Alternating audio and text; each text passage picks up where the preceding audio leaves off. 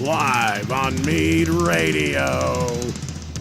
The history and music of Spinal Tap, as told by Rob Reiner, Michael McKean, Christopher Guest, and Harry Shearer.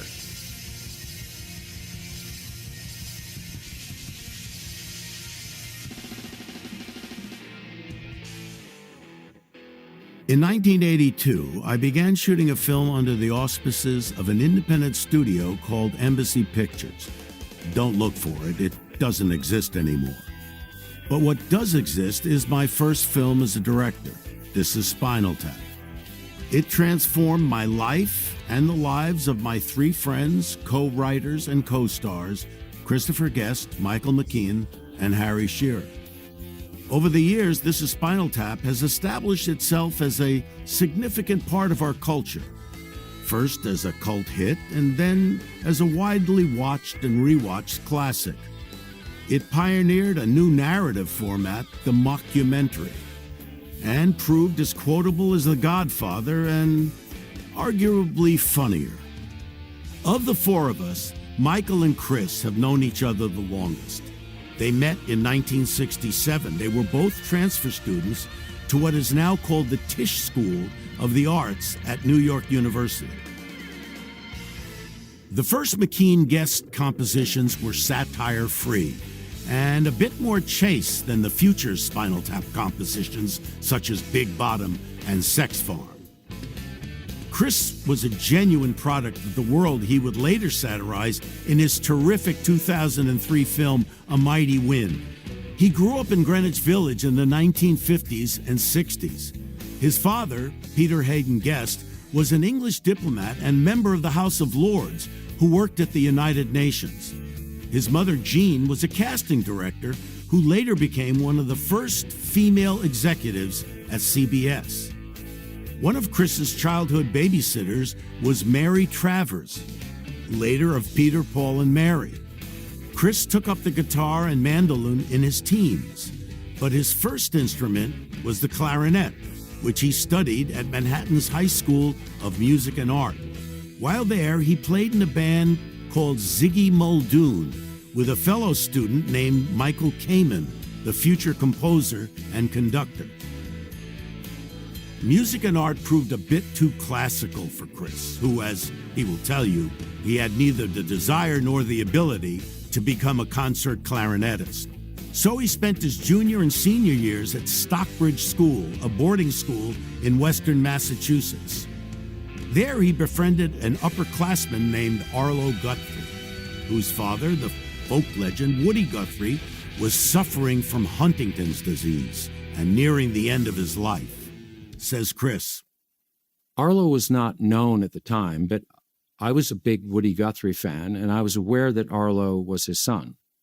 And I was already in a band, and I said to Arlo, it would be cool if we could play together. I have a guitar. And he said, well, I have a guitar too, but I'll tell you what, I'll give you this. And he handed me a mandolin. This was my dad's, he said. And I actually thought, oh, fucking great. I'm going to catch the disease touching this thing. This is how scientifically astute I was. And I started playing with Arlo, mandolin actually, and clarinet. One of the places we played was the Austin Riggs Center, where James Taylor was later institutionalized. We were invited to play for people who were on lithium. They were all listing to one side, eyes glazed, and there was a guy coming around with a rag to wipe their mouths. They didn't react to anything we played. No applause, nothing. And I thought, well, what the hell? But the person from the Institute very kindly said, thanks for coming, fellas. And he put us on a bus back to our school. Michael grew up in Seacliff, New York, on the North Shore of Long Island. His mother, Ruth, was a librarian. His father, Gilbert, worked at a series of record companies. Gil McKean was not, as the internet insists, a founder of the British label Decca Records. What is true is that he worked briefly at Decca Records after having been stationed in London as a member of the U.S. Army Signal Corps. This proved to be a boon for Michael. My dad met a lot of people who were connected to the jazz world. He loved listening to jazz and decided he wanted to write about jazz for a living. So he started writing profiles of jazz musicians for Downbeat and Esquire. He sold dictaphones for a while, then got jobs at Columbia Records and RCA Victor, mostly doing editorial writing. Immersed in music, Michael had an enviable collection of records that, thanks to his father, he was able to get for free.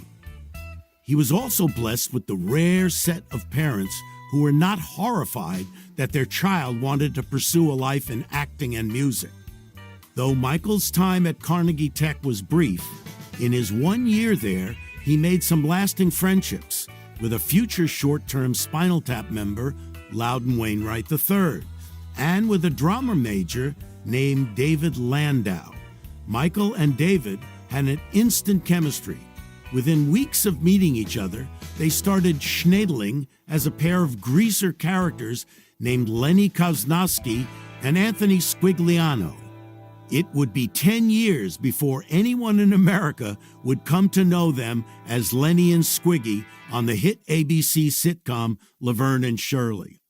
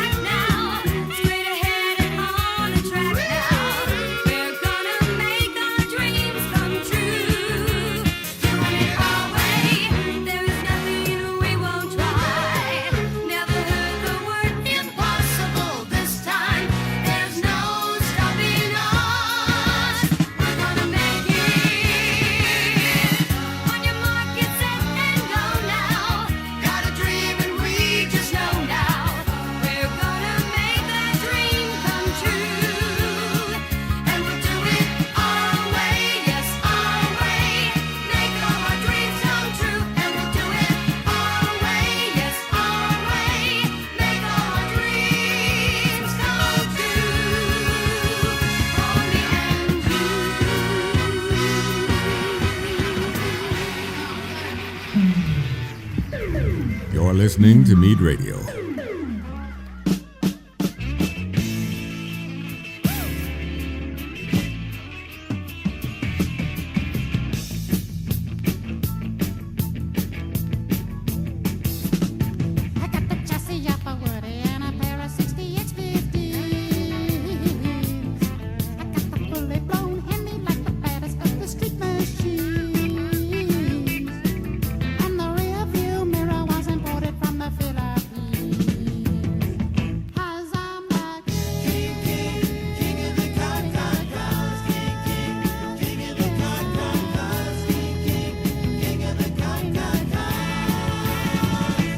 Customized oil pans from a bucket tea, chrome blowers and hubcaps, and a 383, twin mufflers and exhaust pipes. Have a whiff on me.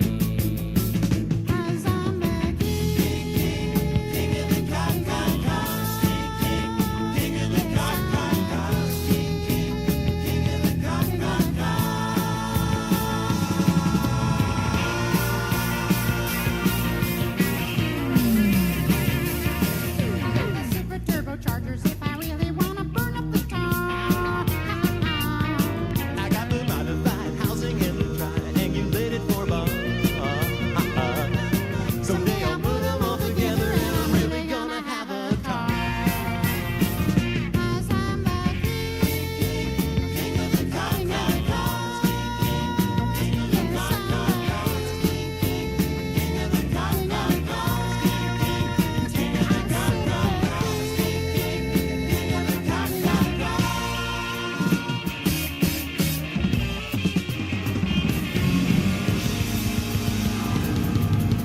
Michael and Chris were connecting at NYU, Harry was teaching English and social studies at Compton High School in Los Angeles. His father, Mac, owned a Shell gas station in nearby Redondo Beach. Mac died when Harry was only 12. His mother, Dora, then ran a Texaco station, with Harry helping out by pumping gas and cleaning windshields. Harry, too, was a musical kid. His parents started him on piano lessons when he was 4. This decision improbably led to his career in show business, though not as a musician. As Harry explains, my piano teacher had a daughter who was a child actress. About 2.5 years into teaching me, she decided to change careers and became an agent for children. She called my parents to see if she could try to get Harry some work. 8 months passed by, and then the first audition I went on was for the Jack Benny program, and I got it. young Harry also appeared on Alfred Hitchcock Presents, Leave It to Beaver, and General Electric Theater. Harry's parents were careful and protected him from becoming a show business casualty. They turned down opportunities for him to work full-time on a series. He stayed in school and attended UCLA as a political science major. After graduation, Harry went through what he calls his serious phase. He spent a year in grad school at Harvard studying urban government. Then he interned at the California State Legislature in Sacramento before returning to LA to teach at Compton High. Harry's path to unseriousness came through a job in radio. KRLA, the also-ran AM rock station in Los Angeles, had existed forever in the shadow of the more popular KHJ. In their desperation, KRLA decided to take a flyer on comedy. They wanted to try a satirical news show that would air 3 times a day in 10-minute installments. At that time, Harry had a job buying and creating radio ads for a local music venue. But when a contact at KRLA told him about what the station was planning, Harry recorded a sketch, drove the tape to KRLA's offices in Pasadena, and was hired the following day. Not long after Harry was hired, Michael's old friend from Carnegie Tech, David Landau, who had de-Jewified his name to David Lander, became part of the satirical news program, which was called The Credibility Gap. Richard Beebe, a real newsman, rounded out the team. In addition to performing on KRLA, the Credibility Gap guys played live comedy shows in theaters and clubs. My beginnings in improvisational theater started in the basement of Royce Hall at UCLA. I was 19 and a student there. Along with my future writing partner, Phil Mishkin, I formed a group that we called The Session. I directed and acted in a cast that included Richard Dreyfuss and Larry Bishop, the son of comedian and Rat Pack member Joey Bishop. Both Ricky and I called him Ricky back then, and Larry, who was also attending UCLA, had been classmates of mine at Beverly Hills High School. Like Larry, I too had a famous father, Carl Reiner. Comedy was in the air I breathed, and due to my mother, there was also music. Estelle Reiner, now best remembered as the woman who says, "I'll have what she's having," after Meg Ryan fakes an orgasm at Katz's Deli in my film When Harry Met Sally, was a gifted jazz singer. In her teens, she sang on the radio, but put aside her musical ambitions to raise me and my siblings, Annie and Lucas. Soon after that, I learned that the committee, the legendary improv group based in San Francisco, was forming a company that would be based in Los Angeles. Being part of the committee was a big deal for me. Not only did it give me a chance to work and learn from great improvisers, it also led to my first job as a writer for television. One night, Tommy Smothers, who was staffing up for a summer replacement show for the Smothers Brothers Comedy Hour, came in to see us and ended up plucking me and Carl Gottlieb from the cast to be writers on what he was calling the Summer Brothers Smothers Show. It was to star an up-and-coming singer and guitarist named Glenn Campbell. A young comedian named Steve Martin was also hired. Steve and I were the two youngest members of the writing staff, and we were kind of thrown together as a team. My burgeoning writing career also included an ABC special cheesily entitled Romp, with 3 exclamation points. It was yet another desperate attempt by a major network to be, quote-unquote, happening and groovy. The quasi-psychedelic variety show was co-hosted by Ryan O'Neal and Michelle Lee. There's not much to say about Romp except that the writer I worked with on it was a good friend and a really funny guy named David Lander. Yes, the same David Lander who had gone to college with Michael and was soon to work with Harry as a member of the Credibility Gap. You can see where this all is headed, but at the time I didn't think anyone would have imagined that Squiggy, of all people, would forge the connections that would make rock and roll history. In the winter of 1970, Michael decided to leave NYU and move west. The previous summer, while acting in a play at a repertory theater in Connecticut, he had met a girl from California. He had also received a call from his Carnegie Tech pal David Lander inviting him to join the Credibility Gap. They needed another writer-performer, and it helped that Michael was also a singer and songwriter. So I had 2 good reasons to go out to California. Michael says. When Michael's plane touched down in Los Angeles, David's then-wife, Thea, was there to meet him. His first experience of L.A. was even better than advertised. Thea greeted me, stuck a lit joint in my mouth, and said, "Welcome to L.A." I was thinking, so far so good. I'm high as a kite and the weather's perfect. One night, David and Thea took me to a folk music club called the Ash Grove. The banjo player, Doug Dillard, was the headliner. His opening act was a singer-songwriter named Penny Nichols, who also happened to be Harry Shearer's girlfriend. David had told me all about Harry. You'll love him. He's great with voices. He does Mayor Sam Yorty and a great Richard Nixon. I'd heard Harry on tapes that David had sent me and was really impressed.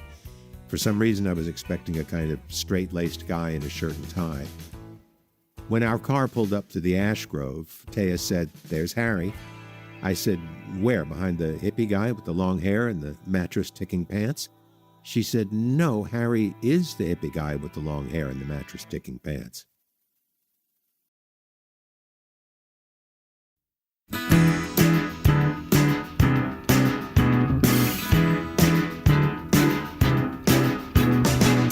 Here she comes, that rainy day sun, peeking in and out the falling raindrops, smiling down on everyone. In her golden gossamer gown, and a necklace of the finest rainbow, riding out this rainy day town. Goodbye, cloudy skies, here she comes. Here she comes to cut them down to size and dry the tears in my eyes. Here she comes, that rainy day sun, like a muppet at a birthday party. Rainy days are spoiling her fun.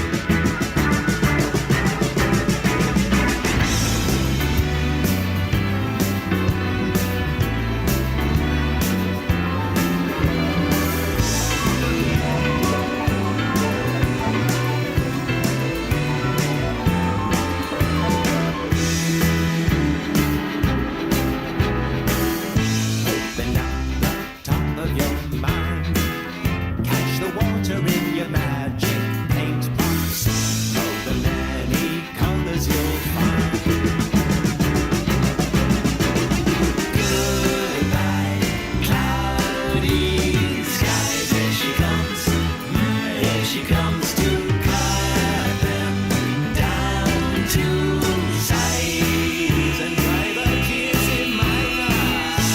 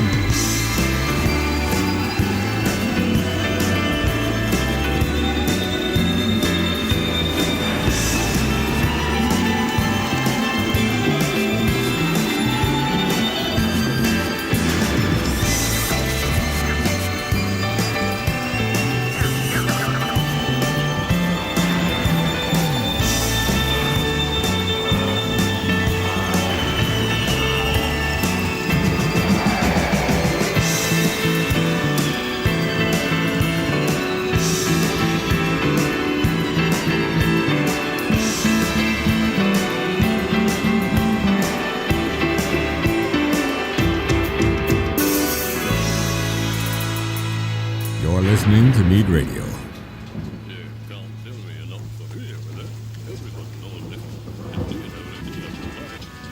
On a visit to New York, I met Michael for the first time through David Lander. I also met Chris in New York when I saw him in the stage show National Lampoon's Lemmings. Chevy Chase, John Belushi, and Tony Hendra, who would later play Spinal Tap's manager Ian Faith, were also in the cast. In Lemmings, Chris did brilliant impressions of Bob Dylan and James Taylor. He and I exchanged hellos after the shows, but wouldn't really get to know each other until a few years later when he appeared in an episode of a sitcom that I was in, All in the Family. They also had a popular weekly program called the National Lampoon Radio Hour, which led to a series of comedy albums. On these and in the stage show, Chris collaborated with the up-and-coming comic talents Bill Murray, Brian Doyle Murray, Paul Schaefer, John Belushi, Lorraine Newman, Chevy Chase, and Harold Ramis. With another Lampoon writer, Sean Kelly, Chris wrote some great musical parodies. One was a James Taylor send-up called Highway Toes.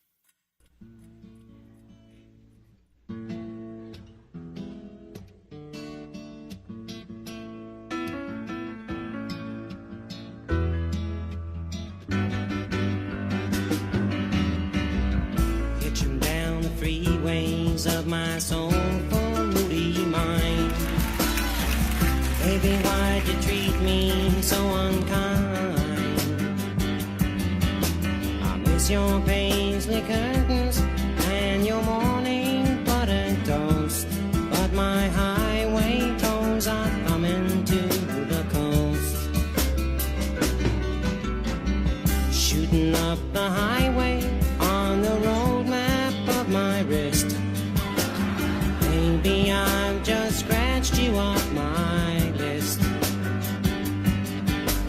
miss your tie-dyed bed sheets and your pretty spearmint mouth, but my highway toes are coming to the south.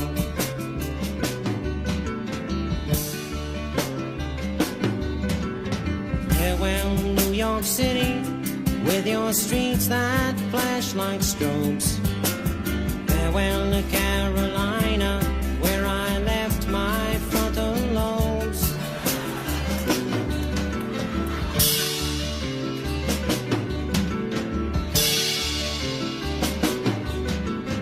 Known but for my agent, a photographer from life, a film crew and another pop star's wife. Can't you hear them contracts falling? I'm too sensitive to stay, and my highway toes are thumbing me away.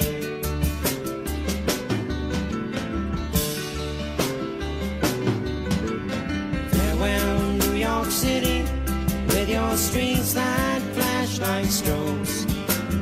Farewell to Carolina, where I left my frontal lobe.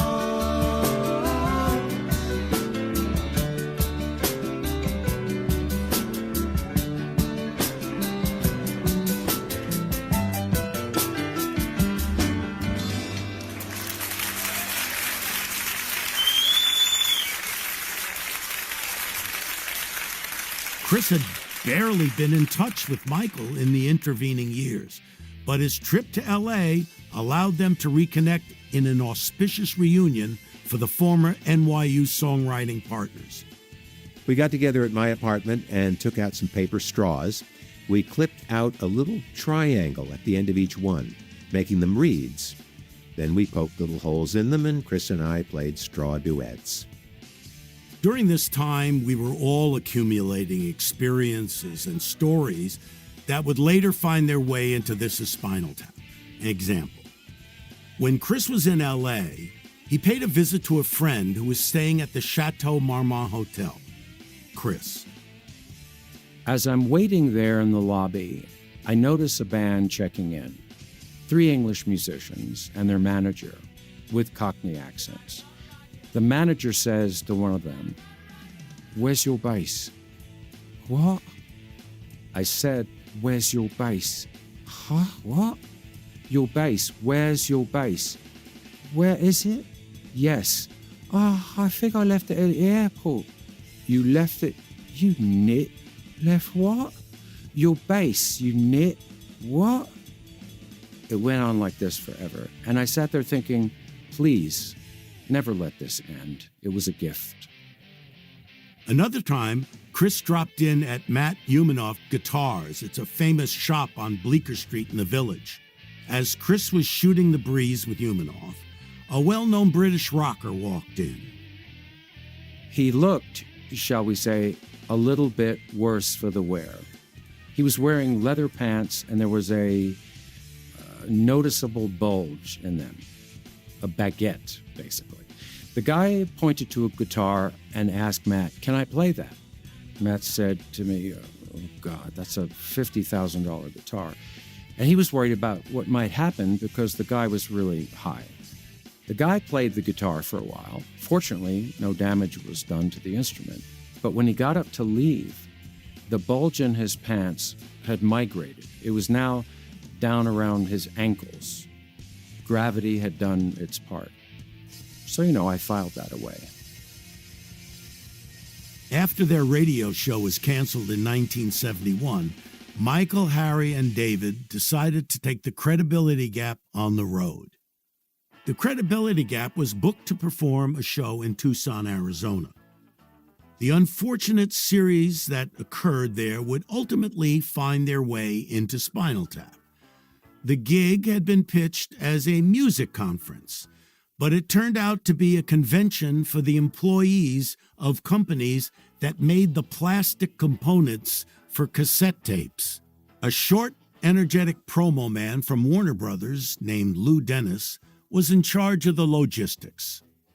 The show was a complete disaster. It was the biggest fucking mess you've ever seen. We could barely get through the show.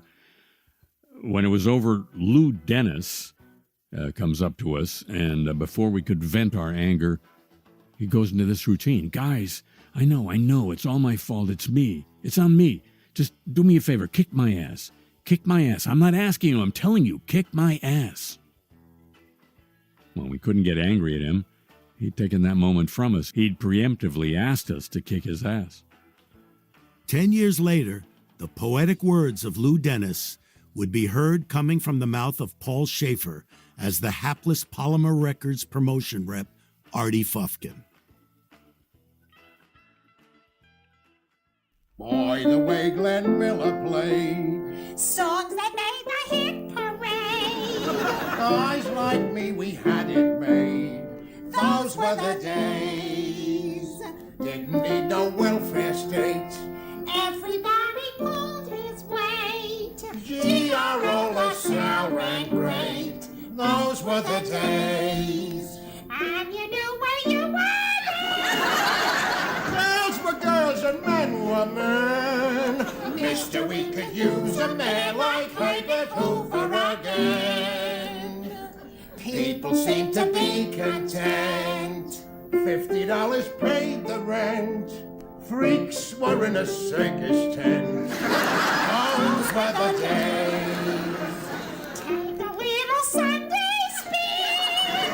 Gotta watch the Dodgers win. Have yourself a dandy day That cost you under a fin. Hair was short and skirts were long. Kate Smith really sold a song. I don't know just what went wrong. Those were the days.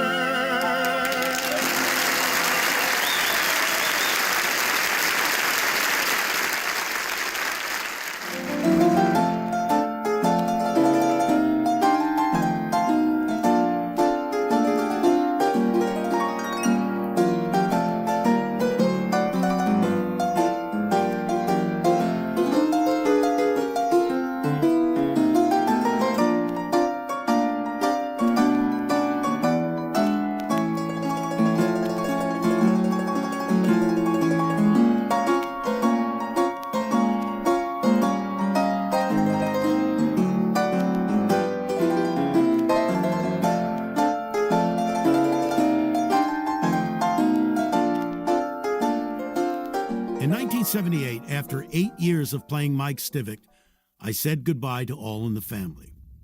I was 31 and ready to move on. CBS had other ideas. They would soon offer me a ton of money to do a Gloria and Mike spin-off series with Sally Struthers.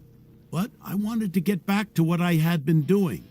I had already worked as a director on my own improv group, and now I wanted to direct films. My chance to direct a film wouldn't come for a few years, but I had managed to get a development deal with ABC to create and produce TV shows, a good first step.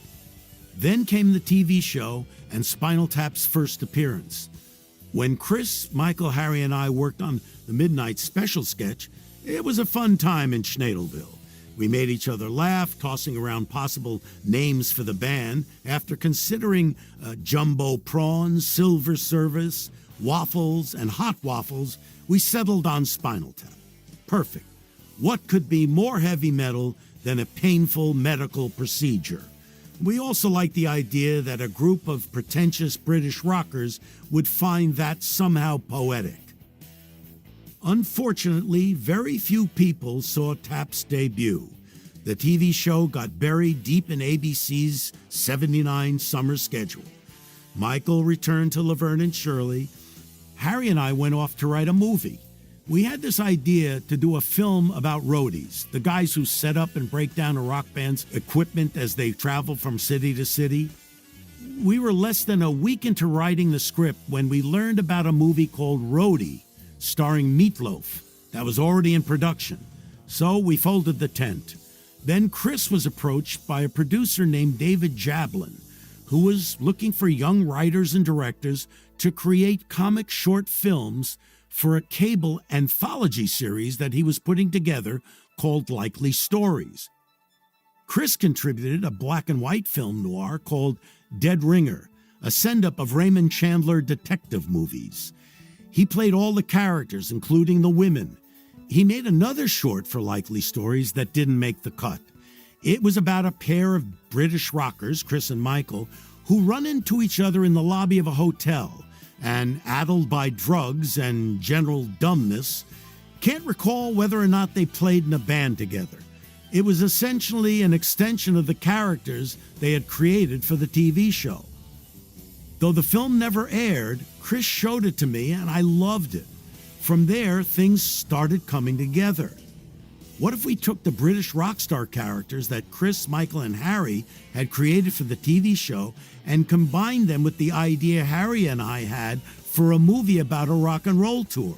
But instead of focusing on the roadies, we'd focus on the band. We all thought this would be really cool. So, I took the idea to a producer named Martin Starger, who I'd gotten to know when he was the head of ABC.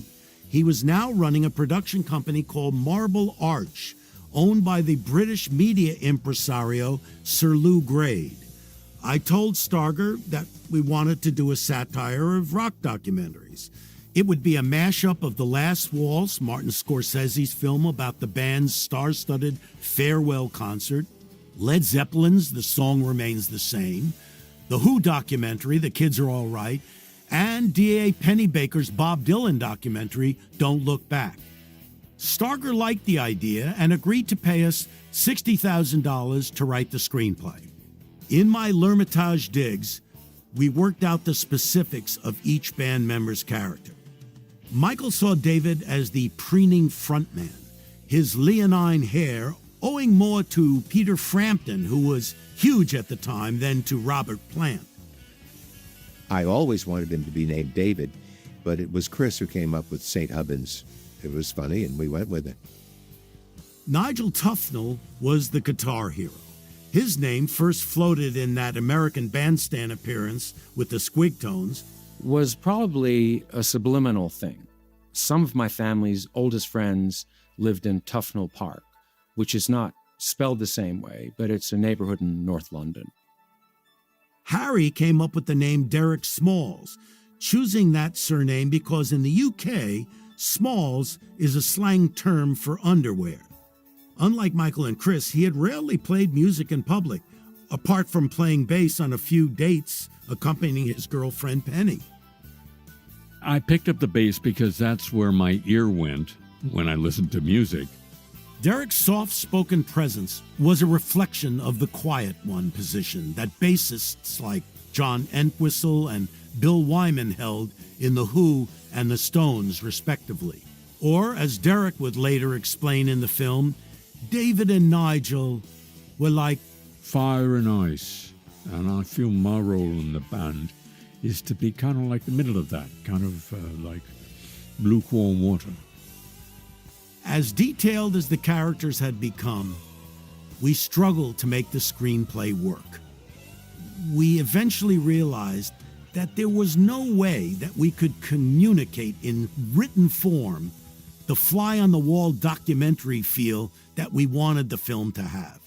So I went to Martin Starger and I asked him, let us use the $60,000 that he was providing for the screenplay to make part of the film. I told him we'd shoot it like a real documentary and we'd give him a sense of what the movie would be like. When he agreed, we were thrilled. It was uncharted waters, but hey, we were going into production. The demo reel's working title was Rock and Roll Nightmare, named after the song that Tapp had performed on the TV show.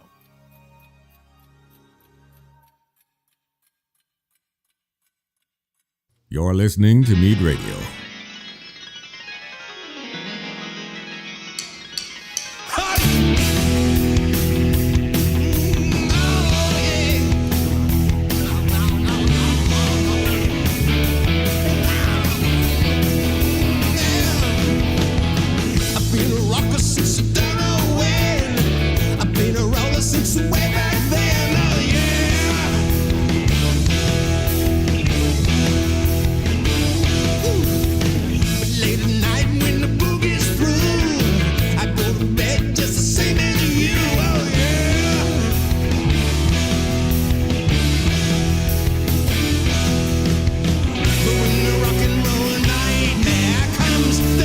Gonna make me eat my drum.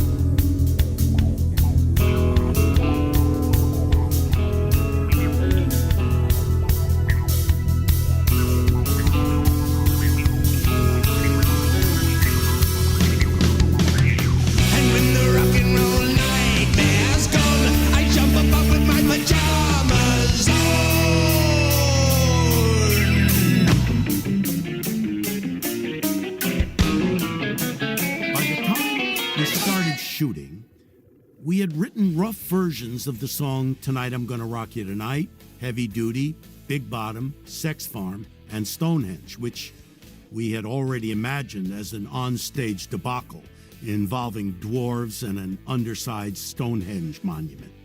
We thought, what could be better than a heavy metal band's pretentious take on the mystery of Stonehenge?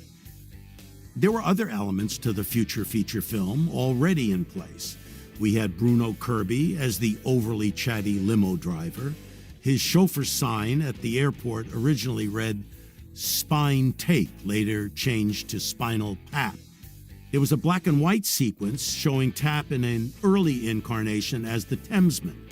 And we had Derek setting off the airport metal detector due to a foreign object lodged in his trousers. These bits added up, and it quickly became clear that our $60,000 budget wasn't going to be enough. So I kicked in $25,000 of my own money, and the other three guys got together and chipped in another $5,000. So for $90,000, we put together a 20-minute demo reel that included interviews, backstage scenes, and onstage performances. We renamed it Spinal Tap: The Final Tour and added an umlaut over the N in Spinal Tap as a nod to Motorhead and Blue Oyster Cult. We placed the umlaut over a consonant as a nod to Tap's stupidity. When the reel was finished, we felt that in those 20 minutes, we had done what we wanted to do: satirically portray all the cliched elements of a rock documentary. It was close to the bone, but just skewed enough to be funny. I delivered the reel to Martin Starger, along with a 4-page Bible we'd written dealing Spinal Tap's history, from their skiffle days to the controversy over the cover of their latest album, Smell the Glove, and we eagerly awaited his response. We didn't have to wait long. It came swiftly and definitively, something along the lines of, "What the fuck is this?" Taking that as the no it was intended to be, Marble Arch rode off at 60,000, and we, now armed with our 20-minute demo reel, decided to invade enemy territory: Hollywood. My producing partner, Karen Murphy, and I hustled to set up meetings at any studio that would see us. Karen had a background in documentaries and worked on a few projects with Harry, including his contributions to the Likely Stories series. She'd also briefly dated Chris. Karen got what we were doing and was willing to take on the thankless task of producing our uncharacterizable film. She would later go on to produce all of Chris's mockumentary films. It wasn't that hard to set up the meetings, Karen says, because Rob was a well-known actor in Hollywood. Everybody loved meeting the meathead. But Rob as a director, that was another story. While I busied myself with other pursuits, I had no idea that people around town had seen and liked our 20-minute reel. I don't know if this is true, but when John Belushi died, Karen had heard that among the things they found in his bungalow at the Chateau Marmont was a pirated copy of Spinal Tap: The Final Tour. One person definitely did screen the reel, and he would ultimately be responsible for turning everything around. His name was Peter Turner, an agent at the William Morris Agency. Unbeknownst to me, Turner brought up my name as a possible director to a young executive who's developing a romantic comedy at an independent film studio called Avco Embassy Pictures. The young executive was Lindsay Duran. Lindsay reached out to us, so Karen and I arranged a screening of our reel for her. To say that she got what we were doing is an understatement. We didn't know how much influence Lindsay would have at the studio. At the time we met, her portfolio included 2 movies based on novelty country songs, Take This Job and Shove It, and The Night the Lights Went Out in Georgia. But Lindsay believed in us and thought she could persuade her boss, Frank Capra Jr., the son of the famous director, to distribute the film, if we could just raise some funds. I learned about a guy named Bill Immerman whose company specialized in financing low-budget independent films, including Take This Job and Shove It. I met with his head of production, Venetia Stevenson, who, like Lindsay, got the concept of our project immediately. She persuaded Immerman to give us $1 million. Everything seemed to be falling into place. We had money and distribution. But just as we were about to go into pre-production, Avco Embassy changed hands. The new owners, Norman Lear and his business partner Jerry Perenchio, bought the company and renamed it Embassy Pictures. And, as is often done when a film company changes hands, they wiped the slate clean and scrapped every project that Avco Embassy had in development, including ours. I was beyond disappointed. I had a close relationship with Norman, but business, as they say, is business, and they weren't going to make an exception for me. When I first laid eyes on County Dun, I was green as the hills so high. But in later years the streets ran red with blood 'neath the violet sky. I loved me a lass whose hair was long and brown as the finest stew. And she swore by the stars in the jet black night she'd be true as the sky so blue. How's it end?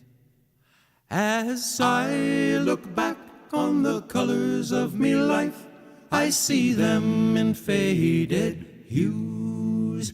The red of the blood of the orange and the green, the blue of the sky and the moon's silver sheen, all give me the Celtic blues. Not going to do better than that. That's not bad. Well, it's a That's a keeper, keeper. because we've got to keep it. We've no choice. We've got to throw it away. It doesn't cost anything to throw it away. No, Just all I'm it's just saying. to throw it in the rubbish Oh, bin. that's Cheap because we're not using tape. In my desperation, I reached out to Alan Horn, who was Embassy's new head of business affairs, and someone I knew from my All in the Family days. I pleaded with him for a meeting with Norman and Jerry. Alan agreed to set it up. On the day of the meeting, I was ushered into a conference room with Norman, Jerry, Alan, and a number of other Embassy executives, including Lindsay, who was the only person from Avco Embassy to have survived the regime change. With no pleasantries exchanged, I launched into an insane evangelical pitch. My arms were flailing, steam coming out of my ears. You're making a big mistake. If you don't take this movie, you're making a big mistake. You want to get young people into the theater? This will do that. It's rock and roll. It's funny. They'll go back and see it again. Repeat business. You want to keep making the same shit? This is original, and it's going to be huge. You have to make this. If you don't, you better keep an eye on your firstborn. Okay, I didn't say that last part, but I screamed everything else, and then I walked out. I later learned that after I left, Norman looked at everyone in the room and said, "Who's going to tell him he can't do it?" Then he told Lindsay to let me know that This Is Spinal Tap was a go.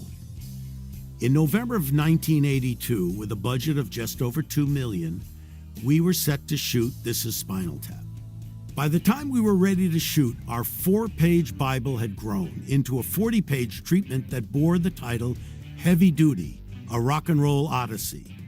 It's a detail-rich document stuffed with more scenes and plot lines than we ever shot, along with some less than charitable narrative editorializing. As detailed as the treatment was, it wasn't a script. We knew what we wanted to have happen in each scene, but all the dialogue would be improvised. The only parts of the film that were written in advance of shooting, apart from Patrick Nee's speech, were the songs. Several of them exist in partially realized form thanks to the demo reel, but completing them for the shoot was a challenge. Spinal Tap's repertoire was the cumulative result of years of songwriting. There was no one process in writing the songs. We wrote in different combinations. I wrote a couple of songs with Harry, I wrote a bunch with Michael. Michael wrote some songs by himself, and some were all four of us. Now, for you tap heads out there, the stories behind the songs. Heavy Duty. This lumbering ode to mindless rock, just cranked the volume to the point of pain, why waste good music on a brain, was a Michael McKean song originally written for Lenny and the Squigtones. David Lander sang it in performance, and we were going to release it as a single if sales of the Squigtones album warranted further product, but that didn't happen. So it was something I had sitting around. It was Chris's idea to insert a musical quote from Luigi Boccherini's 1771 string quintet in E major, opus 11, number 5, into the song. I listen to and play a lot of classical music at home. Sometimes I'll record a section of Vivaldi's Mandolin Concerto just for myself. So things like the Boccherini Minuet pop into my head. The idea of playing that in a rock style amused me. The same thing happened with the quote from the Ein klein Nachschmachen, however those people say it. After the line, it's like a Mozart symphony in Listen to the Flower People.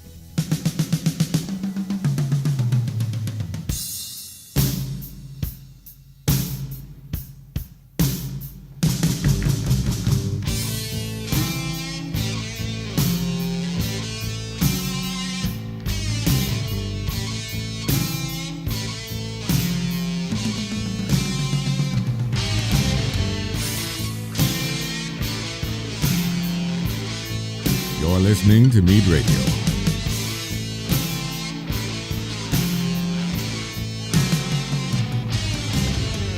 No light fantastic ever crosses my mind. That meditation stuff can make you go blind. Just crank that volume to the point of pain. Why waste good music on a brain?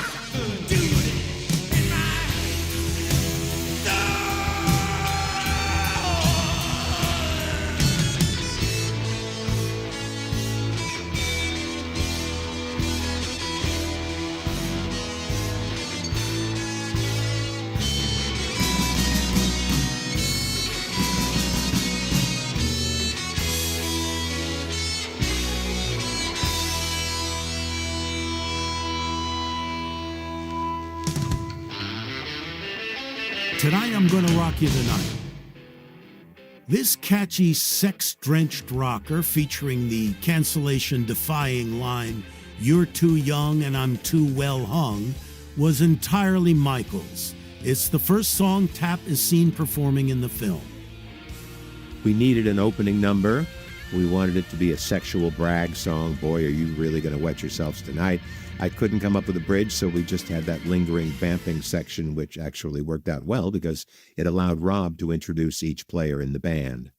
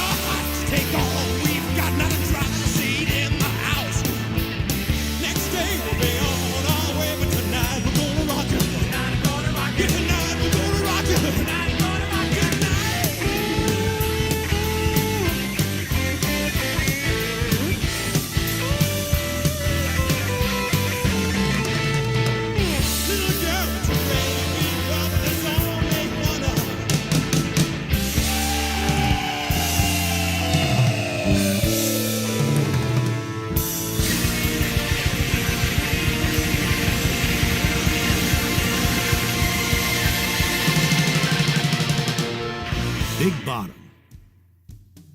The most enduringly popular Spinal Tap song, Big Bottom, began at my suggestion. I'd come across the phrase, "the bigger the cushion, the better the pushin'," somewhere. I think it was on a bumper sticker or a bathroom wall. Michael, meanwhile, had been amused by Queen's double A-side single, Bicycle Race, Fat Bottom Girls, whose picture sleeve featured an amply buttocked woman atop a bicycle, topless and shot from behind. So it was like, yeah, let's write a song about big asses. We changed better to sweeter in the opening couplet, and the rest of the lyrics just flew out of us in a flurry of big-ass imagery. It took a while for us to find a rhyme for "My Baby Fits Me Like a Flesh Tuxedo." Chris threw out, I want a catcher like Algion Frito. if you're not a baseball nerd, Algion Frito was a Brooklyn Dodgers outfielder who was famous for making a spectacular running catch and robbing the Yankees' Joe DiMaggio of a home run in the 1947 World Series. I would argue a somewhat obscure and not particularly metal reference.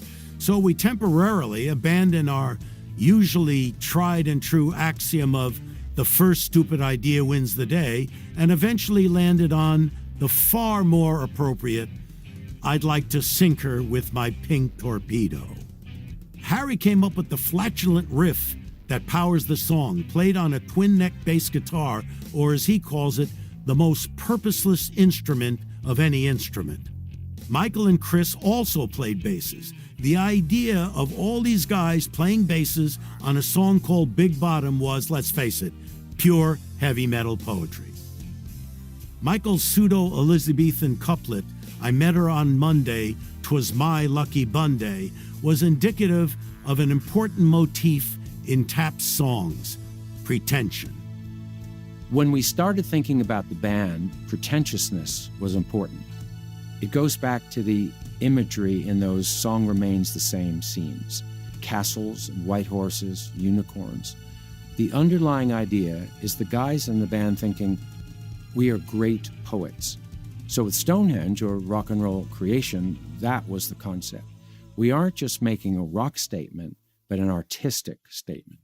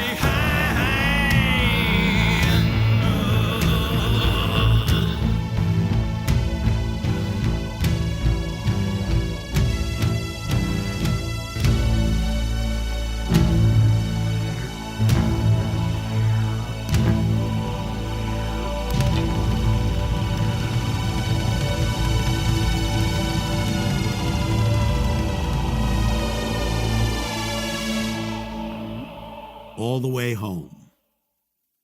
Sitting with Marty in a diner, Nigel and David sing a bit of the first song that they wrote together. It's the only Tapp song with a direct antecedent from a real and specific band.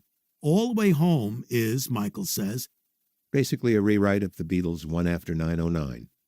It shares train imagery and a beat with the famous early Lennon-McCartney composition, which didn't surface on record until the release of Let It Be, the most Tappish of the Beatles movies. Takes.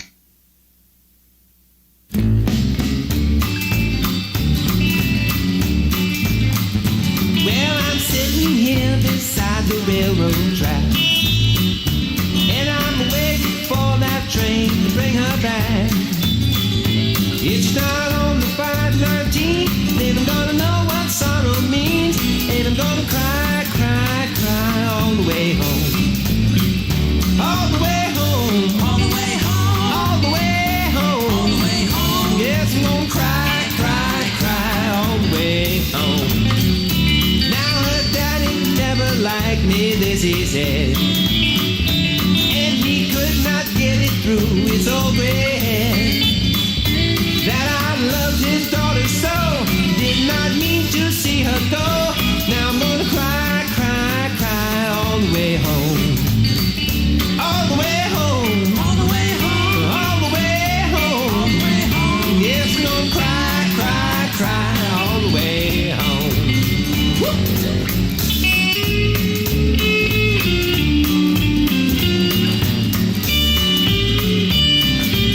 Here it comes, here it comes.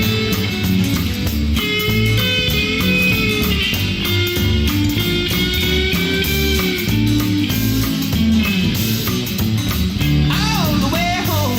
All the way home. All the way home. All the way home. Yes, I'm gonna cry, cry, cry all the way home. One more time. All the way home. All the way home. All the way home. All the way home. And I'm gonna cry, cry, cry all the way home.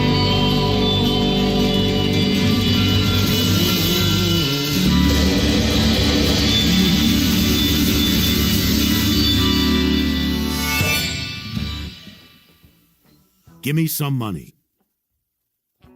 Harry was our go-to guy for titles.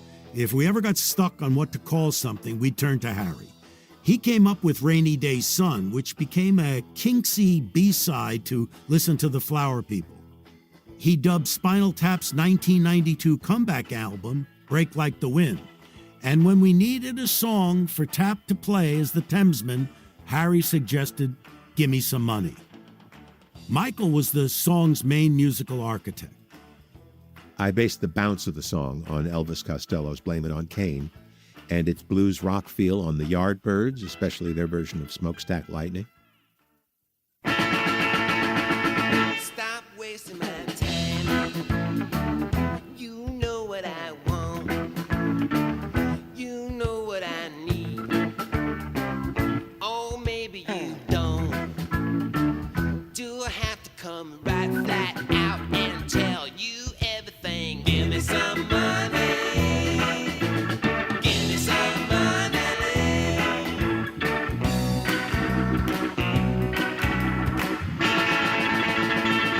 I'm nobody's fool. I'm nobody's clown. I'm treating you cool. I'm putting you down.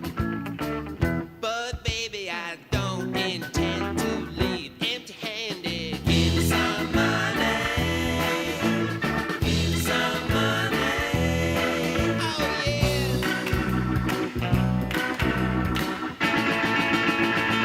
Go, Nigel, go.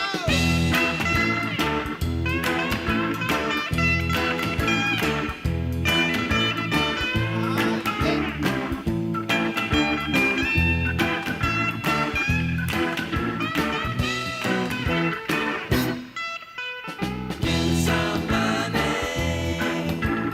Give me some money. Don't get me wrong. Give me some money. Try getting me right. Give me some money. Your face is okay, but your purse is too tight. Give me some money. I'm looking for pound notes, loose change, bad checks, anything. Give me some money. Give me some money. Give me some money. Give me some money. Give me some money. Give me some money. Give me some money. Give me some money. Give me some money.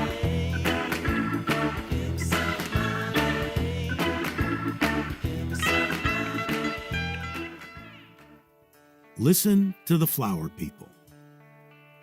According to the Bible we created, this 1967 song marked the debut of Spinal Tap as Spinal Tap. The band had cycled through several names since their days as the Thamesmen, including Rave Breakers, Hellcats, Flamin' Demons, the Doppelgang, Loose Lips, and the Tufnell St. Hubbins Group. Flower People was Tap's shameless sop to the 60s psychedelic zeitgeist. It was inspired by what Michael and Chris remembered of the 1967 so-called Summer of Love.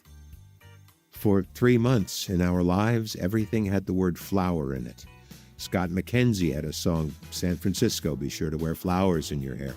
There was a top 10 hit in Britain called Let's Go to San Francisco by the Flower Pot Men, a manufactured band of session players who had probably never been to San Francisco. Flower Pot Men, get it? Spinal Tap was chasing and jumping on that same bandwagon. And for once they succeeded and had a surprise hit. It was the only time they charted with a single in America. Ironically, in our Bible of Spinal Tap's history, the band's breakthrough hit was not written by Nigel and David. We attributed Flower People to bassist Ronnie Pudding, who left the band immediately after the song charted, forming his own band, Pudding People. But Tap's quasi-hit propelled the Puddingless band to the U.S., where, for their concert and TV appearances, they were joined by Ronnie's replacement, one Derek Smalls, who, we said, had been a member of England's pioneer all-white Jamaican show band, Scarface.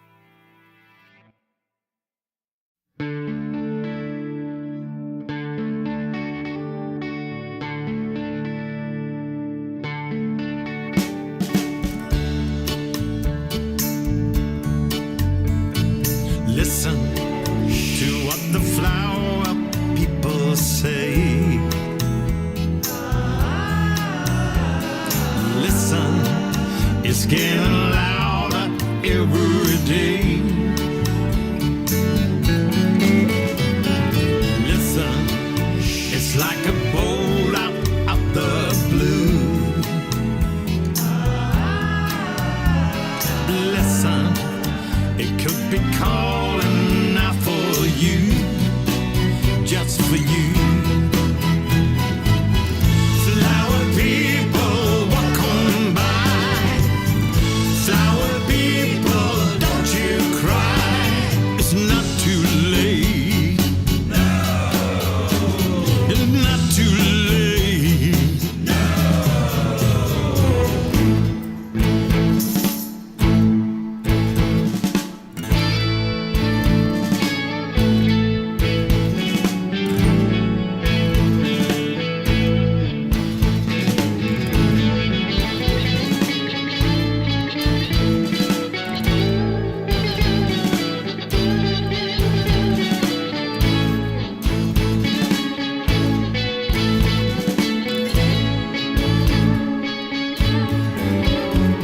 Listen, it's like a Mozart symphony.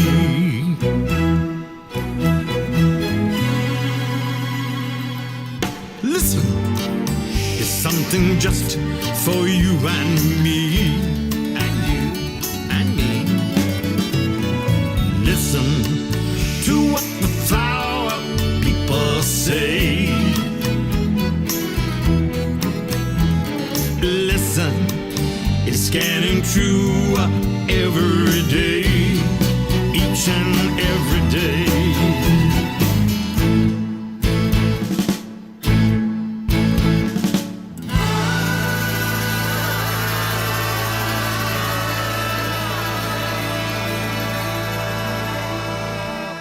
Cups and Cakes. We wanted a whimsical, quintessentially English song for the B-side of Gimme Some Money. Once again, Harry threw out a title, Cups and Cakes. Michael picked up the songwriting gauntlet.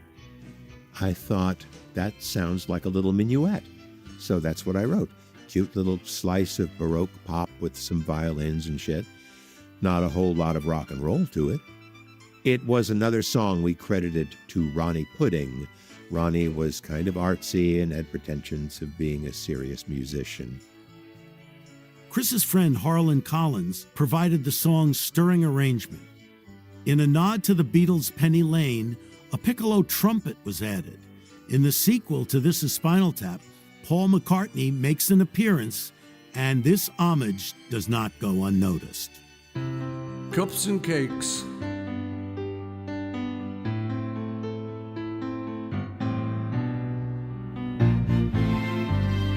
Cups and cakes, cups and cakes. Oh, what good things Mother makes. You gotta take tea, won't you take it with me? What a gay time it will be. Cups and cakes, cups and cakes. Please make sure that nothing breaks. The china's so dear and the treat so clear, and I'm glad that you are here. Milk and sugar, bread and jam. Yes, please, sir, and thank you, ma'am. Here I am.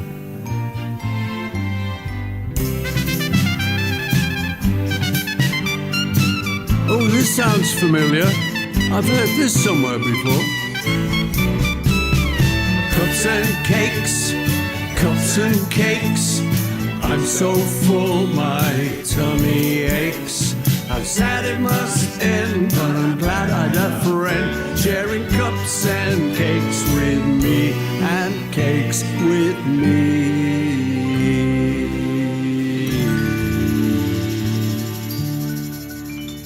Oh, that was nice. Jazz Odyssey. At the band's lowest point, with Nigel having quit and Janine now joining in on stage playing a tambourine, Spinal Tap discovers that its repertoire is suddenly quite limited. Fortunately, the ever-resourceful Derek steps in. I'll tell you what we're going to have to do. Well, Jazz Odyssey. We're not about to do a free-form jazz exploration in front of a festival crowd. Cut to... You are witnesses at the new birth of Spinal Tap Mark II. Hope you enjoy our new direction. While Chris does not appear in Jazz Odyssey, he instigated the song's composition, if it can be called that. That bass figure that begins, it was a jazz figure. I'd heard somewhere, I don't know, and I played. It's just a modulation, a half step up, and then the rest is just sad thing, just a jerk off as Harry improvises Derek's solo.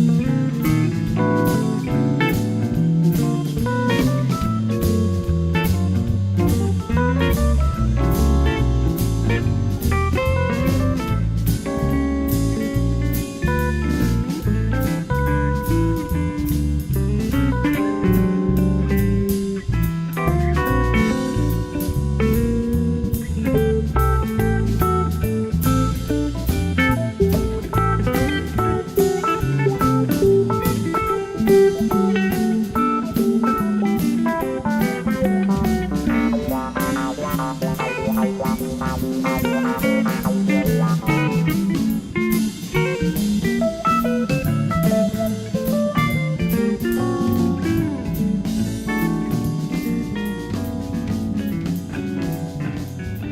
listening to Mead Radio.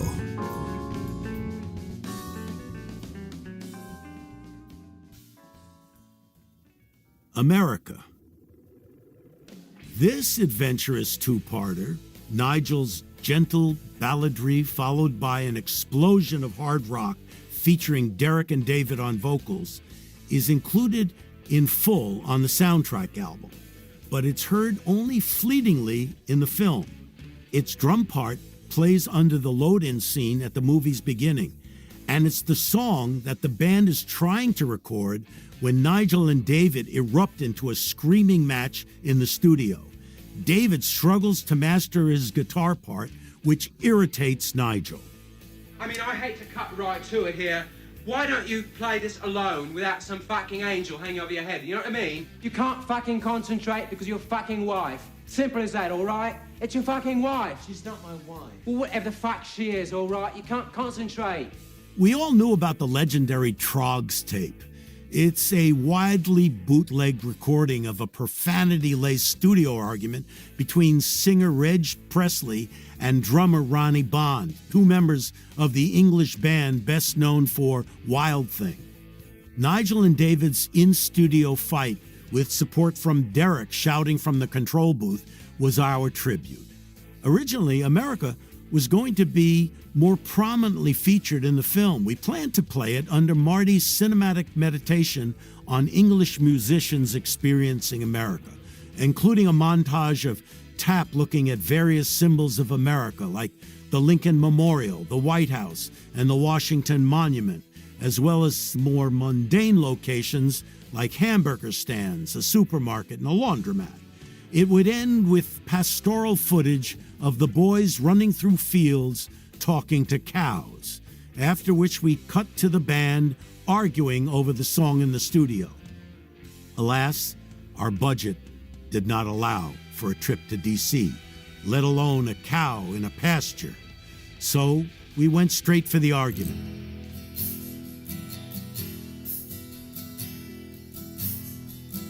We came like babies from a home across the sea to see America, and the people opened up their arms to welcome us to America. We came like children from a far and distant land to see America, and the golden sun of freedom filtered down to us in America. And the people stood and stared, loved us more than we had dared to in America.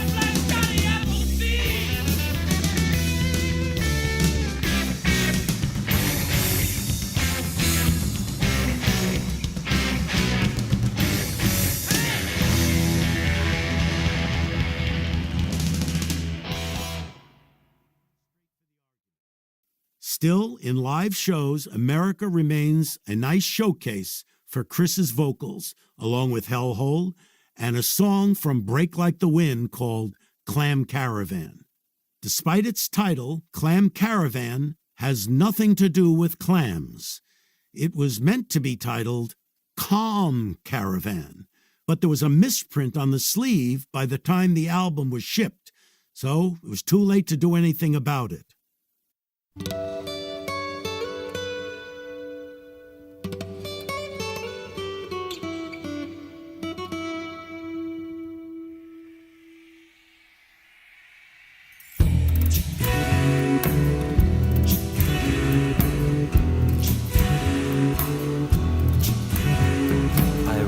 Across the desert on my camel, over hills of sand.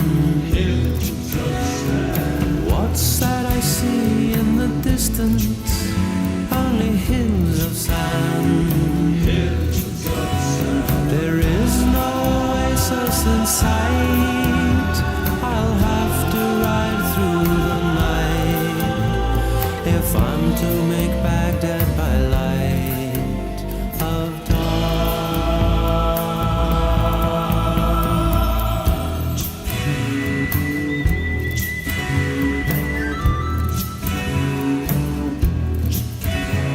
the sun's not your friend in the desert, like he is at home. The wind has a name in the desert, but it's barely known. It's only the heartiest bloom that can blossom in darkest cartoon. So I will just stay in my room tonight.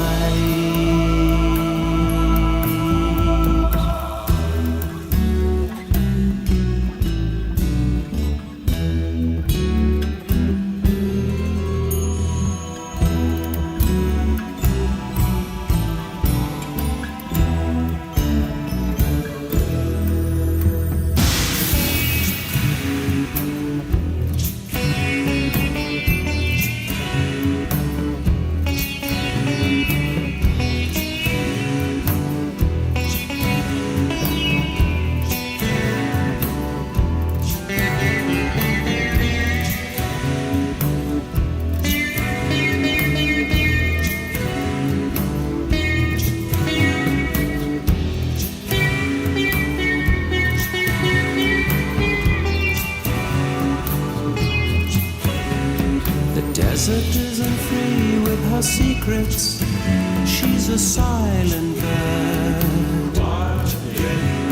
I asked the Sphinx for the answer. It said, "Mum's the word." So I'll catch the Zanzibar train and sleep till I'm wakened by rain, and I'm back in old England again once more.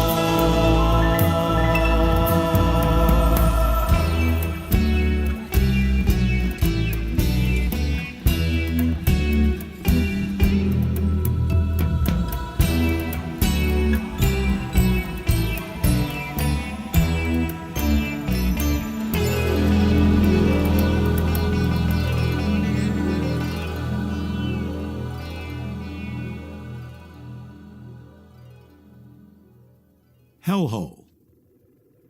The classic rocker's lament. Nigel singing lead goes from the gutter to the pinnacle of rock stardom, only to find out that the top is no more appealing than the bottom. The sauna's drafty, the pool's too hot, the kitchen stinks from boiling snails. Therefore, he announces, through the song's protagonist, in one of Tapp's finest lyrics, "I'm flashing back into my pan." The melody of Hellhole predated its lyrics. The placeholder title was Time Code, which is the numeric readout seen on videos used for editing purposes. The song started with a lick that Chris came up with. Time Code was basically a mnemonic that eventually evolved into Hellhole, and from that title came the whole idea. We all contributed lyrics. That was one of the songs that we all wrote together. A note for the keen-eared. Near the end of the performance of this song in the film, you can hear someone yell, "Do Stonehenge!" Nobody actually yelled this while we were shooting. We added that in post-production to foreshadow the return of an old number that Tap had scrapped from its live show. In the sequel, we also added a "Do Stonehenge" shout from an audience member in post-production. But this time, it comes while the band is already playing Stonehenge. We justify this misguided shout as the product of a concert goer's abuse of drugs, stupidity, or most likely a combination of both.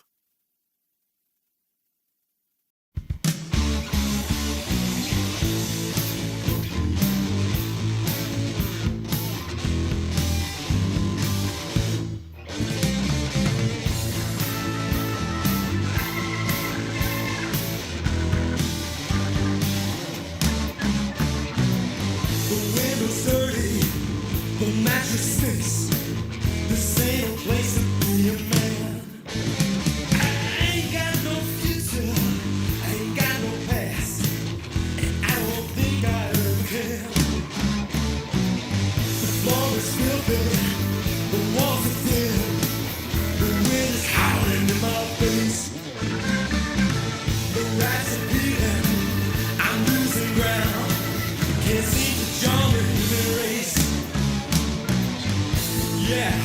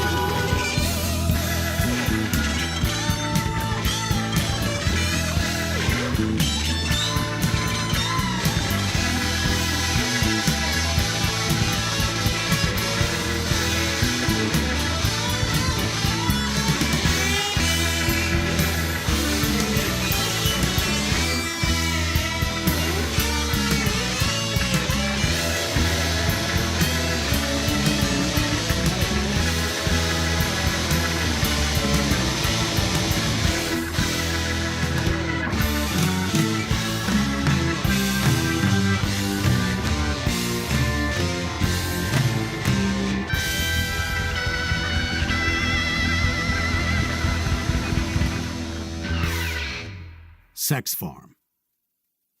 Another song that began with a Chris Guest lick. As with Hellhole, we all chipped in on the lyrics. And as with Big Bottom, the double entendres just flew out of us. Scratching in your hen house, hosing down your barn door, crouching in your pea patch, well, you get the idea. Recalls Michael. It was originally called Bone Farm, but we changed it because of a metaphor issue. Bone Farm sounds like it's referring to a graveyard, so we thought, let's just come right out and be flagrantly obvious about it.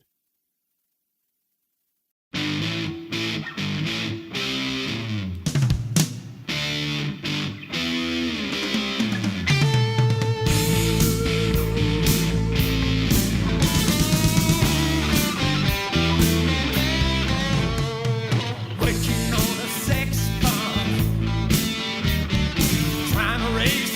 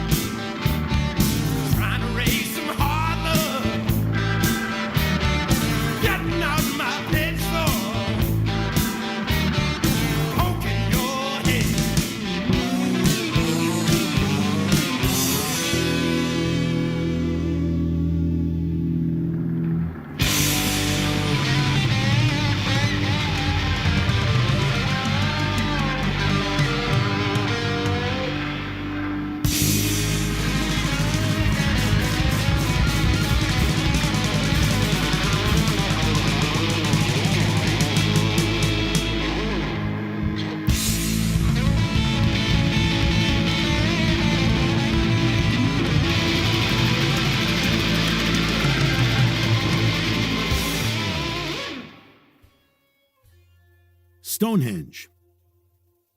This song showcases the movie's biggest, or smallest, depending on how you look at it, visual gag. It was written by Michael and Chris at a house Chris had rented in Studio City.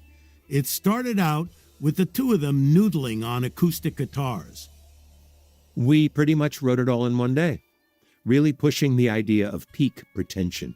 Stonehenge, where a man's a man and the children dance to the pipes of Pan. It was essential in our minds, for the pomposity of it all, to begin with a spoken word part, a recitative. So that's how we got Chris saying, "In ancient times, hundreds of years before the dawn of history, lived a strange race of people, the Druids." We did that, and then my verses, then Chris's bridge part, and "You, My Love." We had everything but an ending. We thought about writing a third verse, but we never got around to it because in the movie, the scene cuts during the part where Chris is playing mandolin and the dwarves are dancing around the miniature Stonehenge replica. I wrote the mandolin melody. It's in this style of kind of reminiscent of various Irish fiddle tunes. I began playing mandolin in high school. I played a lot of bluegrass, which has its roots in the same kind of music.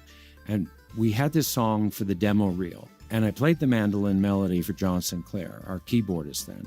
And he started playing along in real time, playing the thirds to it right away. And he gave it this pipe sound that we've copied ever since. When we recorded the song for the soundtrack album, we realized we needed to figure out an ending. So we wrote a sequel to the opening recitative.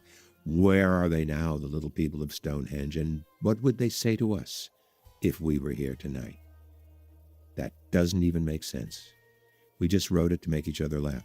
There's a line in a later Tap song, Majesty of Rock, where David sings, "I know, for I told me so."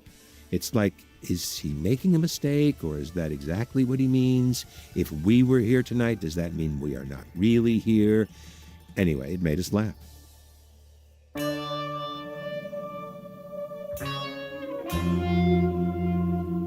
In ancient times, hundreds of years before the dawn of history, lived a strange race of people, the Druids.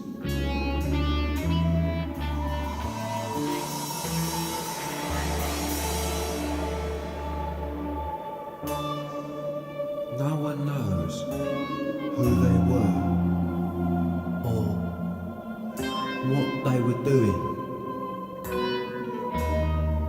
but their legacy remains, hewn into the living rock of Stonehenge.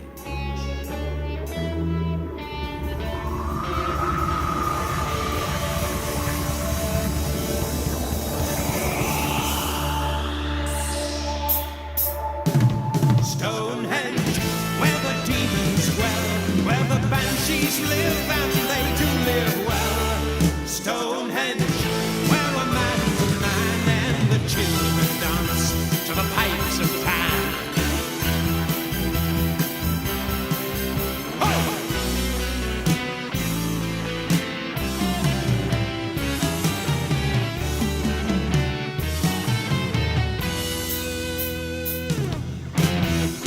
Stonehenge, 'tis a magic place where the moon doth rise with a dragon's face. Stonehenge, where the virgins lie and the prayers of devils fill the midnight sky.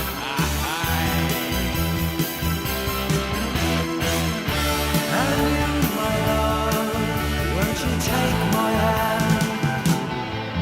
We'll go back in time to that mystic land where the dewdrops cry and the cats meow. I will take you there. I will show you how.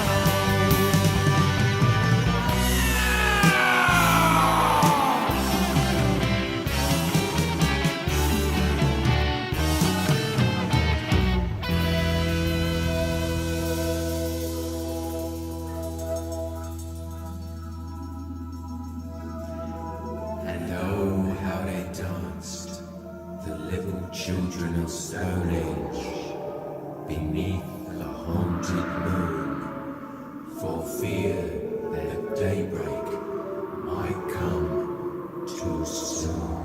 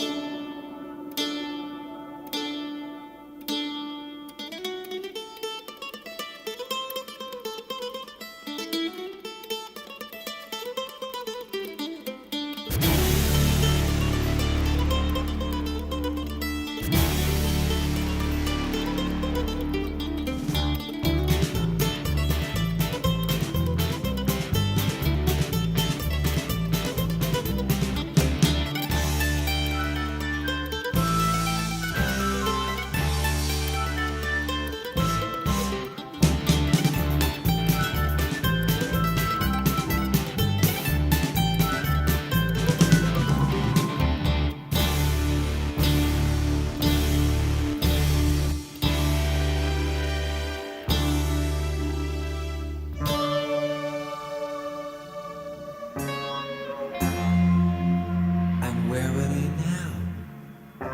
The little people of Stone Age. And what would they say to us if we were here tonight?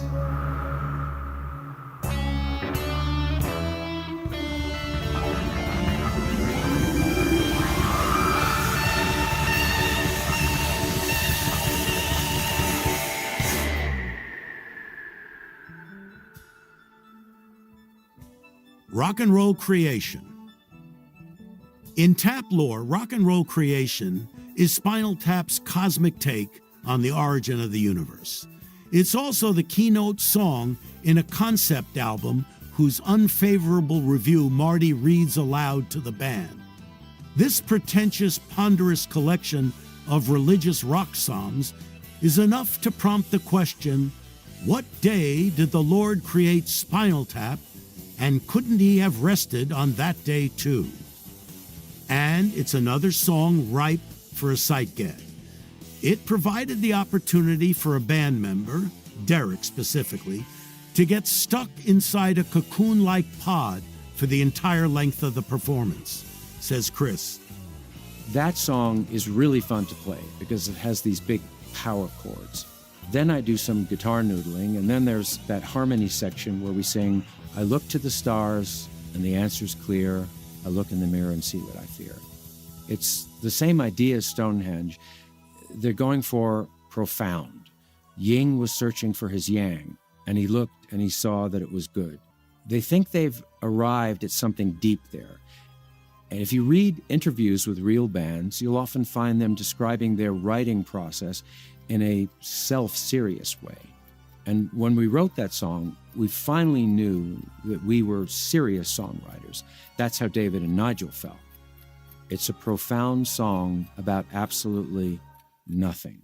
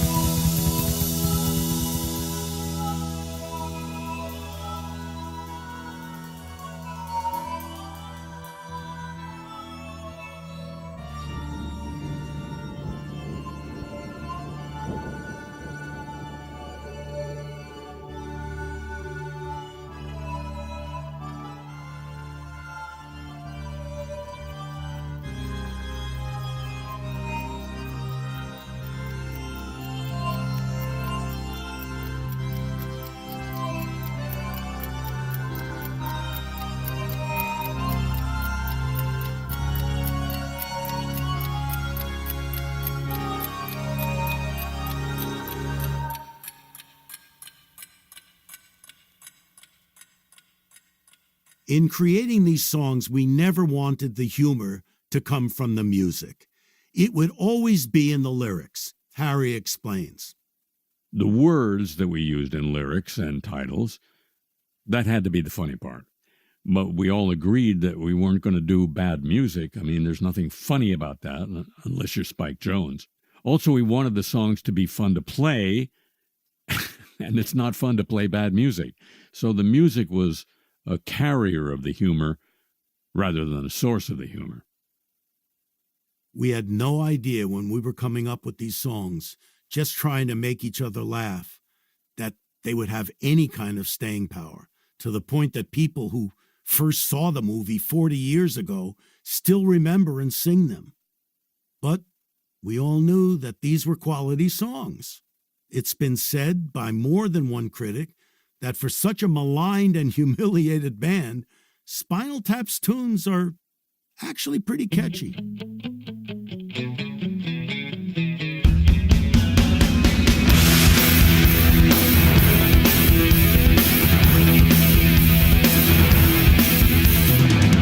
There's a pulse in the newborn sun, a beat in the heat of noon. There's a song as the day grows long, and the tempo in the tides of the moon. It's all around us and it's everywhere, and it's deeper than royal blue. And it feels so real, you can feel the feeling, and that's the majesty of rock, the fantasy of roll, the ticking of the clock, the webbing of the soul, the prisoner in the dark, the digger in the hole. We're in this together and ever.